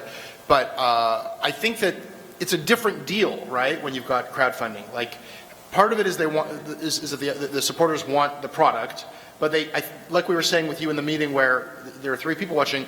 It's not that they're getting that product, but they want you to perform that role. They're paying you a salary to go and represent them, and so that they know that somebody's doing that. So whether or not you listen to, a lot of people support CANADALAND, they don't listen to every episode, but they know that their money is going to allowing there to be something like CANADALAND. Yeah, and to be clear, I want to be able to expand and do long form again and long stories that require research, because the day-to-day watchdog role does get tiring. I mean, I do it every day and I'm not complaining, let's be clear. But, in any career, you'd want to have that ability to do something else. And, I would love to do an investigative sabbatical. I put that in quotation marks because, for me, vacation is slowing down a little bit in reading. So.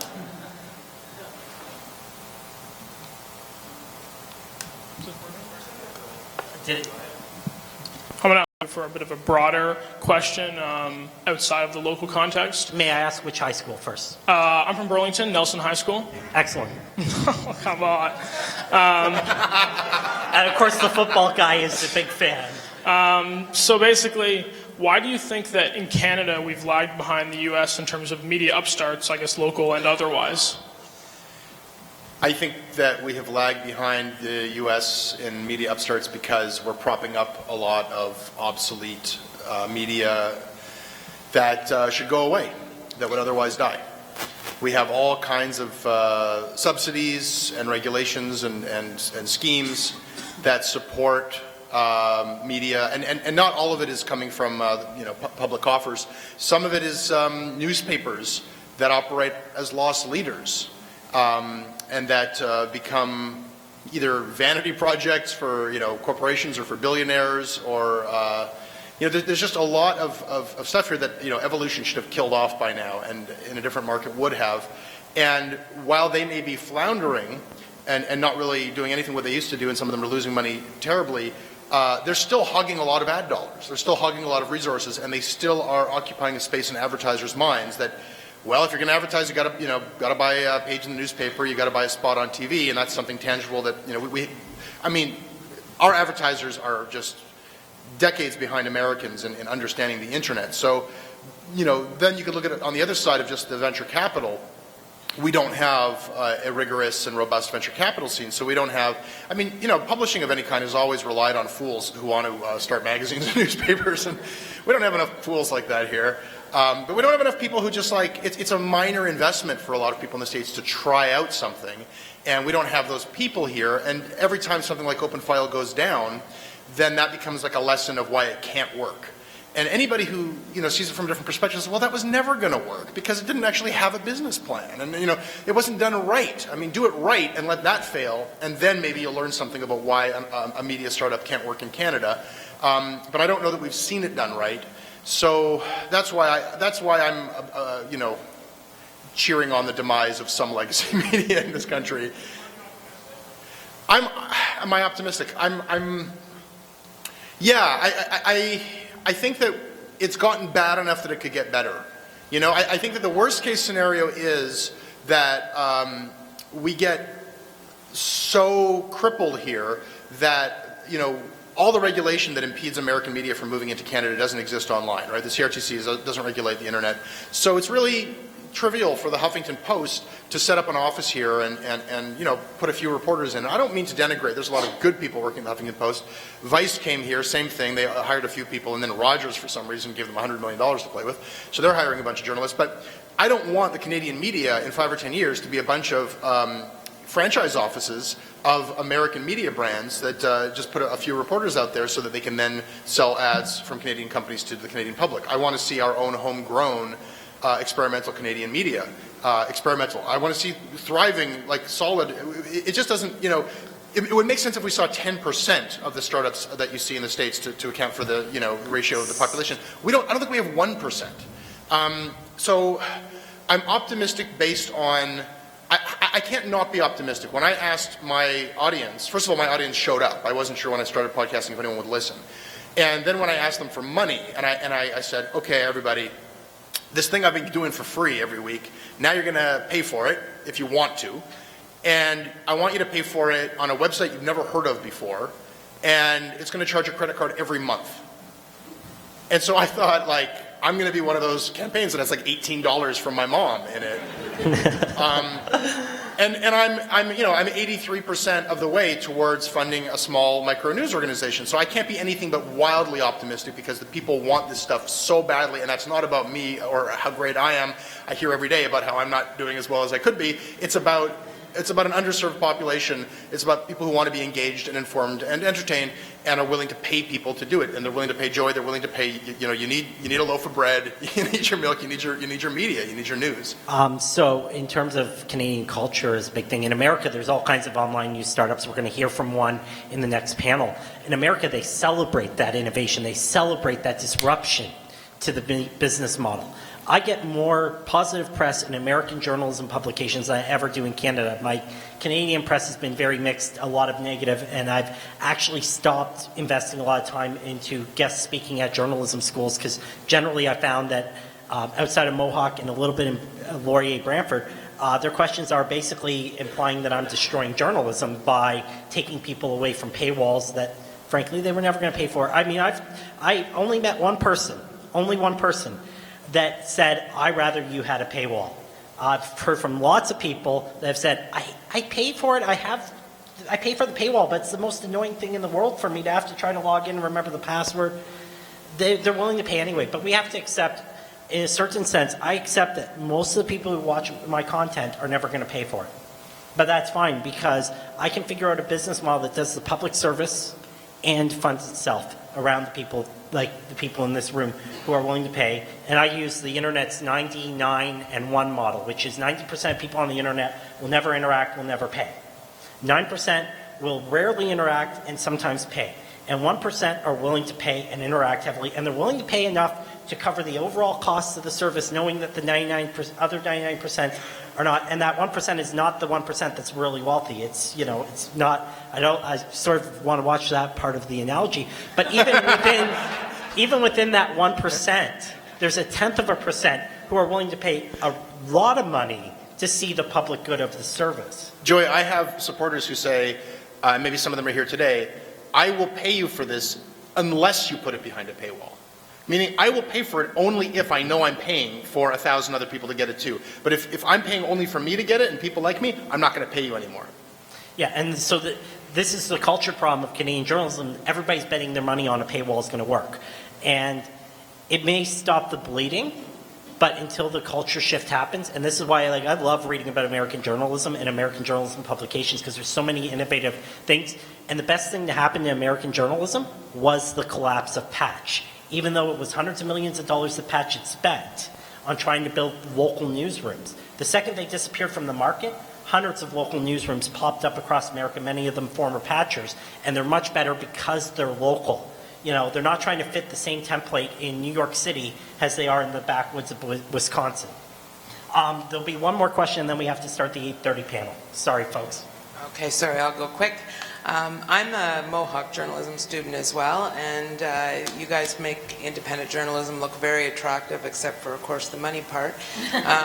But one of the things that I really worry about is we send off all these young independent journalists into the world to make news and perhaps compete, perhaps collaborate, is about how they maintain sort of an ethical perspective on things while they're trying to grab some attention, byline, money, whatever it is. Jesse, you were a great example in your recent investigative reporting, and I was heartened very deeply by your position on protecting victims from a defamation lawsuit and how you pursued that. I think you did a great job, but I don't know how all of us can do that. So I'd like if you comment. I mean, thank you very much, by the way, for your generous words. I guess I have two answers. Like the optimistic one is I feel like I answer directly to my supporters, and it's got nothing to do with. I hope I have some sort of moral compass, but if I stray from it, I'll find out pretty quickly. And it's a trivial thing for people to take their support away from me, and people have when they haven't liked what I've said. So, you know, and that's a balance as well, because, you know, you have to hold yourself to act ethically with things that you can live with and that the business can sustain, but I don't want to just, you know, follow every outraged person and, you know, alter things on their behalf.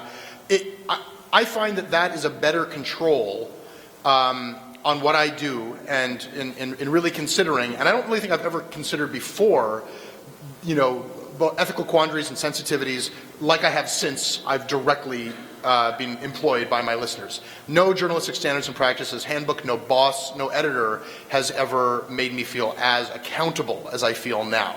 So I think the model is at least as good, and I would argue better, than the model of a newsroom, whatever its credibility, reputation, whatever its policies. And we're seeing now how some of those policies can be absolutely ignored in some of the most respected news brands in the country. At the same time, there are, you know, if you look in the States, there are sort of kind of rogue journalists who are manifesting the worst case scenario of what this new, you know, this suspicion we have of just a person doing this. And there are special interests who could fund somebody. There's one guy, David Carr just wrote about. Mathew, what's his name? Do you know what I'm talking about? The guy who's, he's writing these hatchet jobs on people. His stuff is getting torn to pieces, but he's a provocateur, an agitator, and, you know, he's got support by people who are maybe less interested in him reporting the truth than they are in seeing him stir the pot and sling mud at certain people. It's definitely a concern. I think that the solution to this is just the more press, the better. The more people doing this, the more people exposing other people. I know that bullshit will be called on me, and it has been the moment I stray. And I think that, unfortunately, we need a big, like, nationwide knife fight amongst journalists with pens. Yeah. So Wikipedia works. Wikipedia works. Why? Because of the crowd. I live in this community. Many of you see me often. Trust me, if I'm wrong, I'm told I'm wrong. And the best thing about doing local is that people know their communities better than I do. And even my own community, I'm sometimes spending way too much time at City Hall. And, you know, there are people in my community that know my own neighborhood better. I see the North Ender shaking his head going, yeah, I know Beasley better than you. We'll have our brawl outside. But the point is that the accountability is built in because it's local. It's built in because there's a crowd. You can't get away with bullshit in the new world because everybody has the ability to tweet and call you out for it. And trust me, when you're wrong and somebody proves you're wrong, it's going to get 1,000 retweets. It's what actually keeps me awake at night is the moment that I'm wrong, when I'm human. Is, you know, and it's a really tough balance I have. And there have been times in the Pasadena fire was a great example where I tweeted, I said, I'm exhausted, I've had a bad couple days, my judgment is in question. I'm not going to be covering this, I'm sorry. And that's a self-built-in accountability, because I knew if I went to that fire and I made a mistake because I'm fatigued, I'm tired, I'm going to get called on it and that's going to hurt my reputation. And that is, if I worked for a publication, I would have been hidden by the publication and the correction would have run on A2 where nobody reads it. So that's the end of Q&A. We're going to take a 5-minute break while we switch panels and give you guys a chance to stretch your legs, take a little bit of relaxation. Thank you. I want to thank Donna Skelly here for coming out. Donna was reporting today. Thank you, Donna. Sonja MacDonald, thank you for coming out, both of you. And 5 minutes.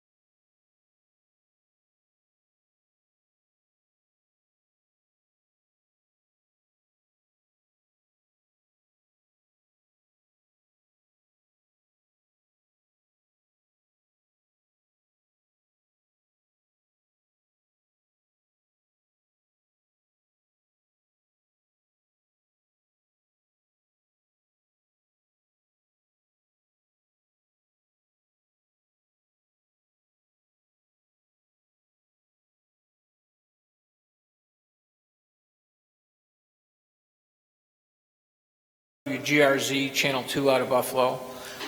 We partner with Art Voice, which is the alternative weekly in Buffalo. We partner with a statewide political magazine and website. We do a little bit with WBFO. I'm hoping to have a full-blown partnership with them by the first year, $6 million, the second year, $7 million this past year. And our business model, so to speak, is a combination of selling media partners that I mentioned, money from foundations, money from larger donations, $1,000 or more, that are giving me anywhere from, $500 typically. So our budget last year was about $200,000. Website generates less than 5% of my traffic. So I'm one of about 25 investigative reporting centers in the United States that's doing primarily investigative work. So I'm kind of doing the opposite. I'm doing the opposite of what the gentleman here is doing, where he's doing the stories as they happen, kind of breaking news. I do almost no breaking news. We're doing stories that typically take a week. Too busy. We're trying to. So that's kind of. So I have a question for the panel. My first one is, if we can't turn back the clock, but just imagine we could. I'm going to ask Joy to start, and then we can go to the rest of the panel. But say you were starting out today, what have you learned? If you were now starting over, but what have you learned? What's one or two things that you've learned that maybe have got you to success more quickly? I'll start with Joey. What I've learned is to focus. As was previously mentioned, forgo the expectations of what a career should be or getting the job. It's going to sound good. You're doing this, what you want to talk. Speak right to that obsessive thing that most interests you and start writing now, because if you're just bringing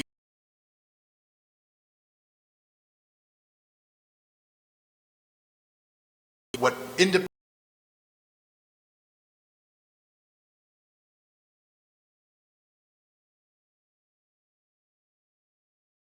of you, and if you're selling your audience along with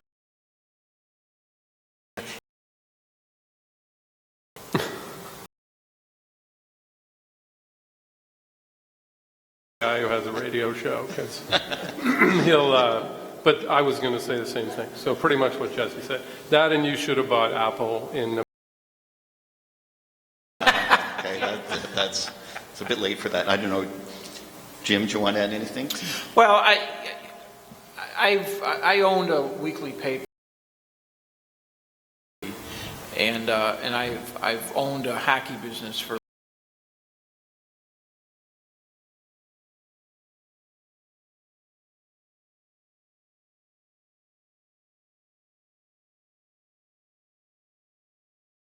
Started by journalists who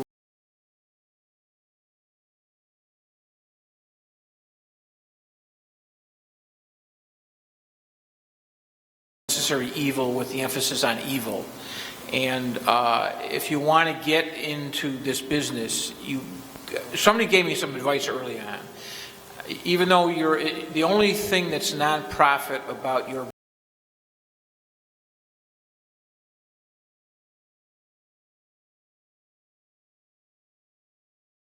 came to my venture with a keen attention to business. Making good hires is really important. I had a couple of false starts on the development side.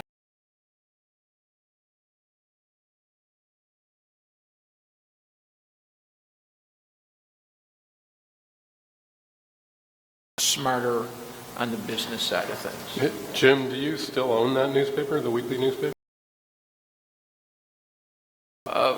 a artistic success and a financial failure. And I had to close it. The most depressing Christmas Eve of my life was December 24th, 1979.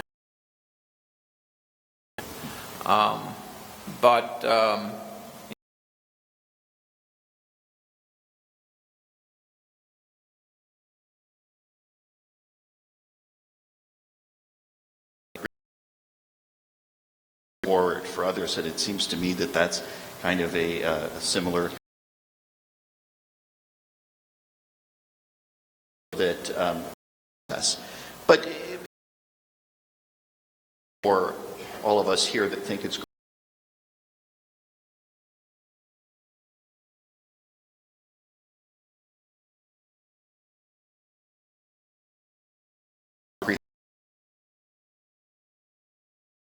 especially if you're running a proper page. It's not worth it. Facebook wants me to pay money. And I really actually don't like Facebook because the links that are there are cat videos. But you need to not just share the link, but you need to explain why you're sharing. The conversation, be part of building. It was horrible. But here's the thing. The only thing that was lower than voter turnout was media turnout.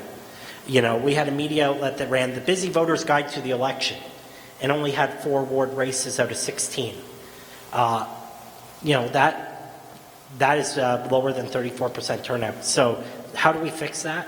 We're not going to convince that media outlet to declare every race worth covering, but we can cover it ourselves.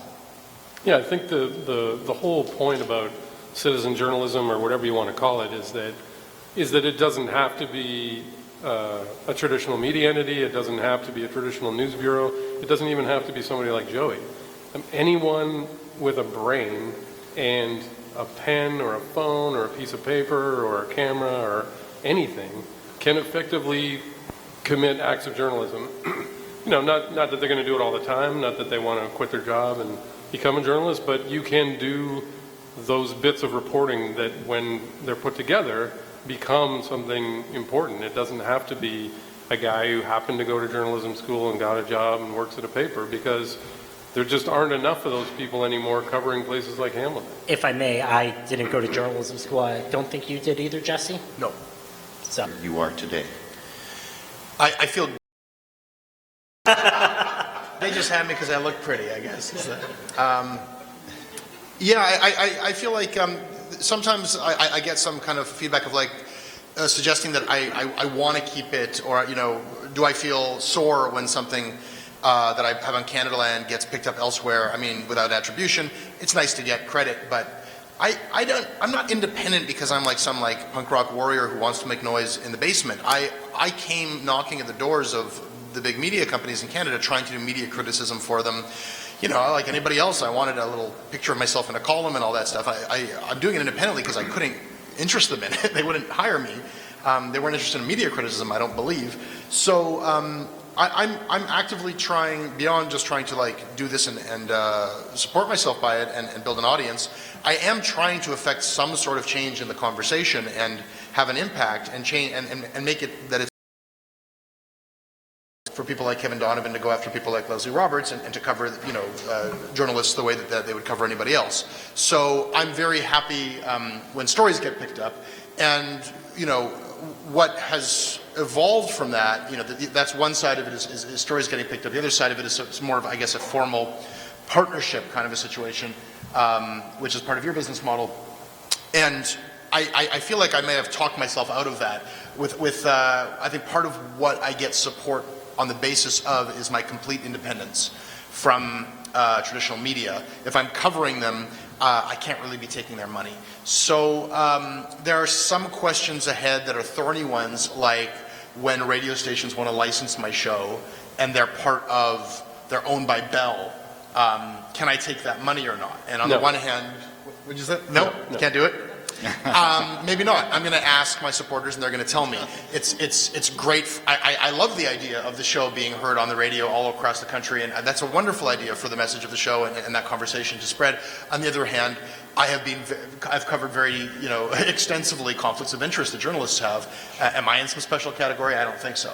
You mentioned that that one of the reasons he went to the Star was because they have lawyers and they have a legal fund and so on. And if you're talking about, you know, a high-profile figure and there's allegations of violence and so on, there's legal aspects to that, defamation and so on. Is that something that you think about as you're pursuing stories? Like, you trying to do that on your own? Yeah, I'm terrified. Like, you know, it wasn't envisioned as something that was going to be doing investigative work. It was supposed to be these conversations, these candid conversations. And it was only because nobody else was covering this stuff and people were coming to me with stories like this that I've started to actually dig in and report on that. And with that came the threat of you know, story. That was the primary reason why I brought that story to the Toronto Star, because it was, you know, alone I would have been sued. I'm reaching a point where I will be able to buy libel insurance.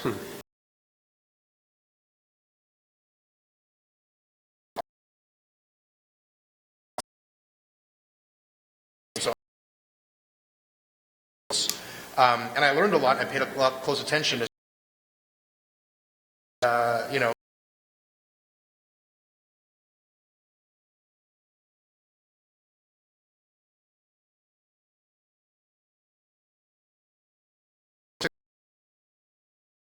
I can't break. CHCH and I have informally a lot of partnership in terms of we're communicating back and forth a lot about what's going on at City Hall. So I call their assignment editor and here you go. But it's also reciprocal. So about a year ago there was a complaint. Complaints are anonymous at City Hall, but there was a complaint from another media outlet that I was allowed to cover too many meetings. I was allowed to spend too much time covering City Hall. And so a policy was put in place that you weren't allowed to have a video camera running for more than 90 minutes a week inside the council chamber. And so I called CH, I said, this is absurd. You guys want to come down and give me a hand? And they plopped a camera down. And the city staff were, oh, well, the complaint's not about CH. Yeah, you guys can stay for more. And it was completely gone. It's really key. And I cannot count the number of times that I've been almost pushed out of City Hall by frivolous complaints. Now, the media policy, many of you will remember the battle that we had over that, where a senior staffer in the mayor's office said that you had to have a boss to complain to be allowed to cover City Hall. But CH has saved my butt, and vice versa. We had a situation about 3 months ago where police called a press conference at 5:55 p.m. for 6:30 p.m. on a Sunday. CH had a crew up by Toronto Airport and were scrambling. And it was the first ever time that my video went live on CH. And so it's a reciprocal relationship. The challenge is for both of us that I need to give them a commitment of time and I need to make that commitment of time, but fulfill my mandate of being at every meeting at City Hall. I can't take a break after 6 o'clock or 12 o'clock news if there's a meeting underway. I think I've got a slightly different approach on the idea of partnership. You know, as an investigative reporter, I want my work to have impact. And for my work to have impact, it needs to have an audience. It needs to have as big an audience as possible. So what I do is I've gone, you know, my TV partner has the highest ratings in the market. You know, I'm consciously trying to build an audience through legacy media because that's where the audience is. I mean, people, and you know, the business model for legacy media is collapsing, particularly in still have the lion's share of the audience, and it's nice to be independent. To some degree, you know, you don't have the audience that you've got if you're in the daily paper, on the local TV station, on the local NPR outlet. So for me, it's a matter of media.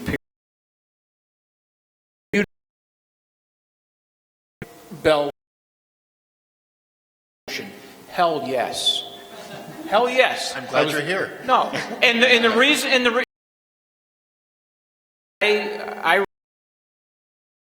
people give me donations of anywhere from $25 to $500, and that's good, and but you need $2,000 or $10,000. I've accomplished in a day's worth of work what it might take me 6 months. And every small independent organization is strapped for time, it's strapped for money. So my rule of thumb when I go after, and this past year I raised about $85,000 from donors who gave me $1,000 up to $20,000 at a pop. And my rule of thumb is you don't take it from politicians or people in public office who you have to cover. There are some folks in the private sector who are constant newsmakers, and you avoid asking them for money. But always have integrity, and this would be my advice to you. Have the integrity to, if and when there's a conflict with Bell, believe that you are going to do the right thing. And because I just went through my last major story that ran a couple days before Christmas. I've got a donor in Buffalo who corporation has given me $12,500 in the last 3 years. I can guarantee you after the last story I did, I will probably never see another penny from that guy. But I took the money from him initially with the belief that if I have to write a negative story about this company, I will. And when the time came, I did. So, you know, I don't think in this business, I don't think you can be as pure as the driven snow in who you raise money from. You need to be pure as the driven snow when it comes to practicing journalism ethically and honestly. But I don't think those are mutually exclusive issues.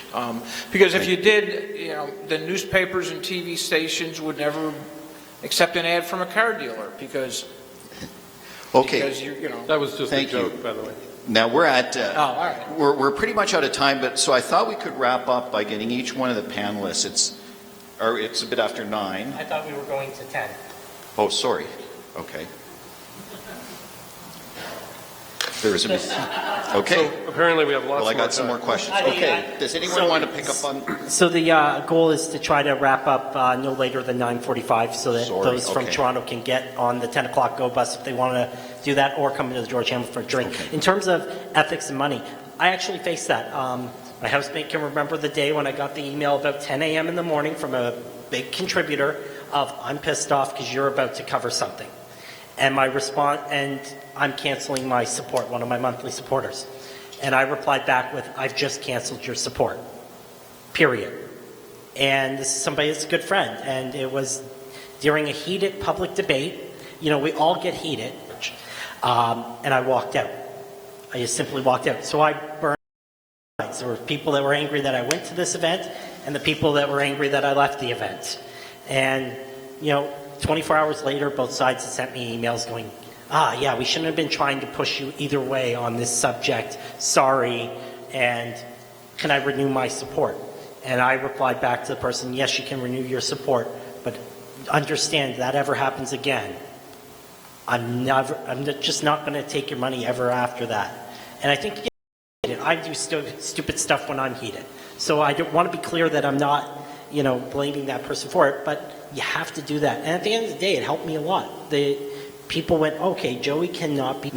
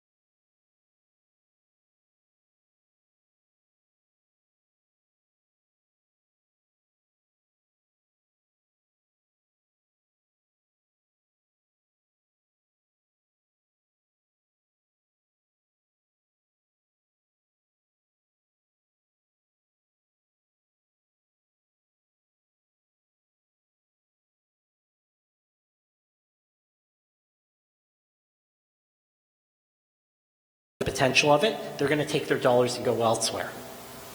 You got to just try to, you try to report what happened and tell the truth about it, or what you think, or analyze it. I think that, it's a sick feeling to, for people, you talk about young people moving here, if you're coming to a place and you're going to engage with it as a citizen, and you're going to open a business, you're going to deal with the city, you send your kids to school, or if you're watching the news and you're seeing a news report, and you learn that the news you're watching has been bought, and or if you find out that what's happening in City Hall, there's just no accountability, no transparency. I mean, it makes you sick. Like it really does. Like it's a sickening feeling when you can't even know how the deck is stacked against you, or who's trying to influence you. And the benefits of knowing the truth are, there's economic benefits to that. It is, especially what you do in such a it's just a meat and potatoes way of making things clear to people so they can navigate these systems, and making the people who represent them accountable to them. If you're doing it right, the benefits are plentiful, and I think they touch all aspects of things. But you can't get too concerned about that, because you'll start to think of yourself in grandiose terms, and also I'm sure you've seen I've had stories the most recent one where the impact of it has exceeded my wildest expectations on the positivity of it, and other ones where things happen that are completely out of my control, and I don't think journalists can take too much responsibility. You just try to tell the truth. Does anyone want to comment on what you see as, certainly I think technology has had a critical part in making taking out of the ivory towers of big corporations the ability to create content and video and different things. I certainly see that, and maybe I'm missing something, but that's helped create, the price for getting off the ground is a lot lower than it used to be. I wouldn't be a journalist if it wasn't for the ability to use technology. I actually, on my bio, I put I'm an accidental journalist. I started a blog in 2004 because the day I got out of the military, I said, I want to be back on the internet. What's going on? And there was this new thing called movable type, which was a CMS, and this blogging. I said, oh, I want to code with that. I didn't want to write, but I had to write. And then my writing led upward, and I kept exposing things and doing more reporting, and then I got hired in journalism. A week before I got hired by Maclean's, I was offered a column in the Eye Opener, the student newspaper at Ryerson. It was going to be unprecedented to have a non-Ryerson student writing at the Eye Opener, and I turned it down, saying, I don't plan to be a journalist. I just like, doing my thing. When Maclean's offered me a job, I was like, pretty prestige, okay, I'll take it. Sure. But the technology has enabled it, but also there's not just the fact but my socioeconomics. I'm a former Crown Ward. I can't work, well, you're never a former Crown Ward, I'm a Crown Ward. I can't afford to work on paid internships. I come from the East End of Hamilton. I grew up in poverty. I'm working in a trade that is closed to my social class. And because of the fact that I can afford to do so, because the technology enables. I'm not interested in those things. I'm always interested when a billionaire says I'm going to put $250 million into something. Even if it turns out to be crap or it goes down in flames, it's still going to be interesting. But I'm actually a lot more interested from a sort of journalistic point of view in things like what Joey's doing, like what, say, Grasswire is doing, in things that come from sort of the grassroots, from people who are in a community and feel like there's a need there, either because something went under or because the paper isn't paying attention or because whatever, and they have the tools now to do that in a way that was never possible before. I think it's easy for us now, everybody has a supercomputer in their pocket, and it's got more computing power than NASA had when we put a man on the moon, and we use it to play Angry Birds and Candy Crush and stuff like that. Even the tone, which, everyone's got a supercomputer in their pocket. Yeah, a supercomputer, and it's a video camera, and it's a regular camera, and it's connected to the internet, and I can share, someone halfway around the world can see a tweet of mine, can see a photo of mine. That's a really mind-boggling, if you're as old as I am, which is classified, but if you remember when, even a mobile phone was like this futuristic space thing that you couldn't even imagine. To have the tools that we have now, it's like you have an entire printing plant TV station, video recording unit in your pocket. Mathew Ingram. Well, you know, all that's true. All that's true. Siri doesn't know. All that said, media has never been held by fewer corporate hands than today. There is an increase, not a decrease, in concentration of ownership. More individuals creating media ever in the history of the world. Oh, you're right, but those individuals probably account for just a tiny fraction of the media that's consumed by the public. But it's growing. Well, it is, but the reality is still that corporate media, be it television, be it radio, be it magazines, you know, I go to a Barnes and Noble or something like that. There's more magazines being published today than ever. But none of them make money. In readership of magazines, printed magazines, well, then newspapers, viewership of TV, well, the world's TV networks, in an hour or two. Well, you're right, but most people, when there were the shootings in Paris 2 weeks ago, how many people turned to mainstream media for that news? Yeah, I don't think exclusively or in addition to. But here's the thing about that news that gives us that information. Where did I turn? France Font Cat. I turned to news in Paris in English language. So I wanted to actually ask Jim to speak about the news network, which you're a member of. And I actually use, my website is powered by the Investigative News Network's theme, Largo. And they open source everything. And that networking that's happening in the cooperation between local. How much do you benefit from that INN membership, for example? I benefit to the extent that you're part of a large, INN is about 100 organizations. They're all nonprofit. About 25, they're changing their name now, and I wrote the name down on the way.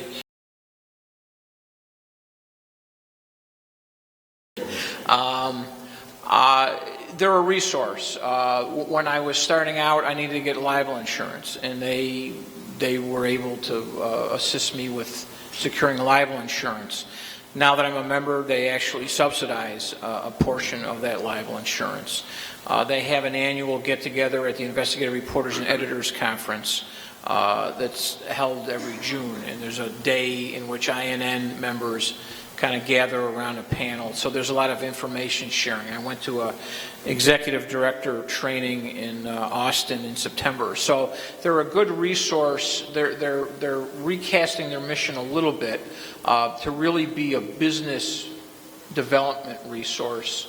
I think they started out much like a lot of nonprofit investigative reporting centers, focused on the journalism, and they're focusing more and more on the revenue side of things, because if you don't have the revenue, you can't pay for the journalism. And they do grants too, don't they, with the Knight Foundation? Yeah.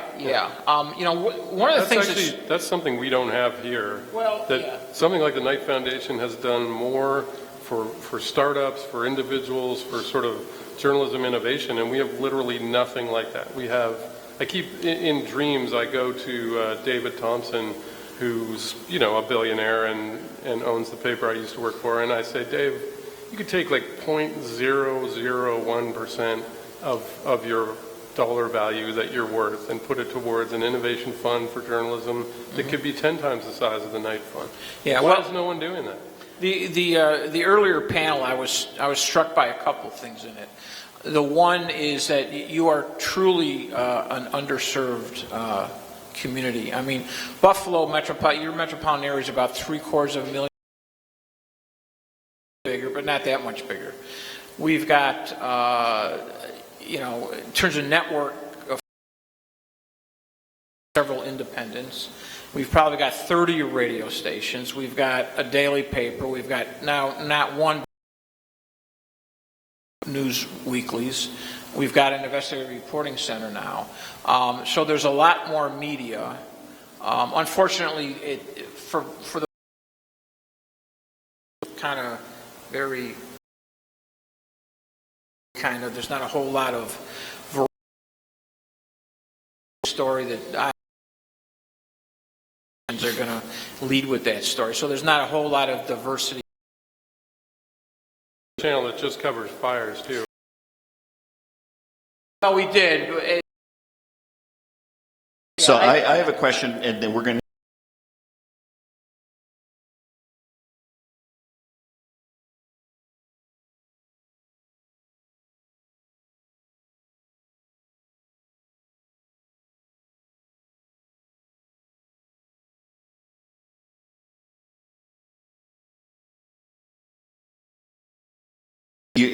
Just as long as you're not mentioning yourself, company president.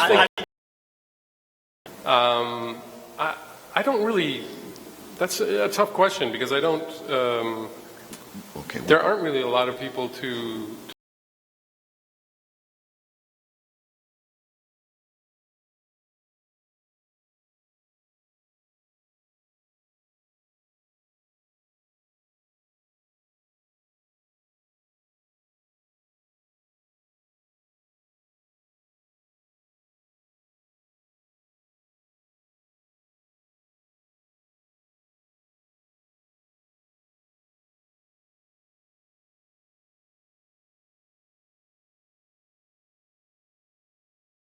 She exposed John Furlong, who is a very powerful and influential man, and she exposed the fact that there are over 45 Aboriginal Canadians who say that he either abused them or that they were witnesses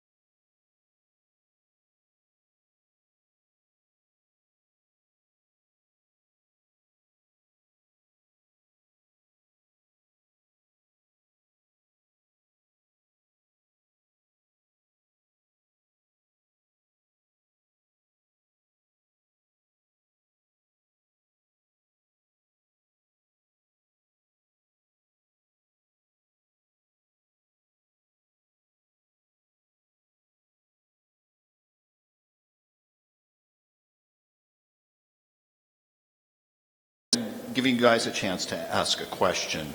So does any one of the panelists want to ask another panelist a question?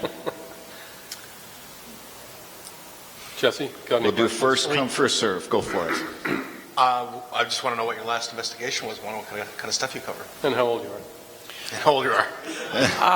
The last story I did, I referenced it earlier, that cost me one of my major donors. The governor of the state of New York, Andrew Cuomo, has committed $1 billion in state funds to jumpstart the Buffalo economy. And I've covered the last 10 or 15 years. The topic I've probably covered more than anything else is economic development subsidies, i.e., corporate welfare.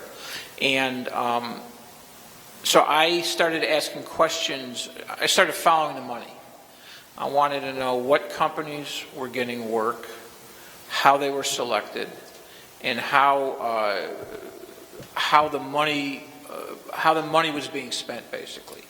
And when I started posing these people I've ever gotten in my almost, I don't know how many years, almost 40 years as a reporter.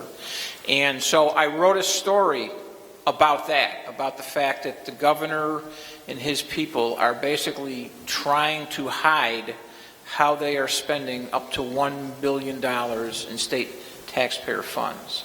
And the story ran December 22nd, about the worst week of the year you want to try and break a major story. But I did, and it's gotten a lot of traction around the state because there's a fair amount of resentment elsewhere in the state. Why is Buffalo getting $1 billion and we're not?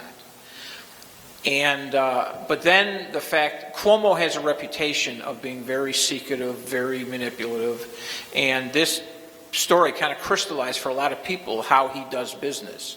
So there's good government types around the state that are screaming. There are local folks that are screaming.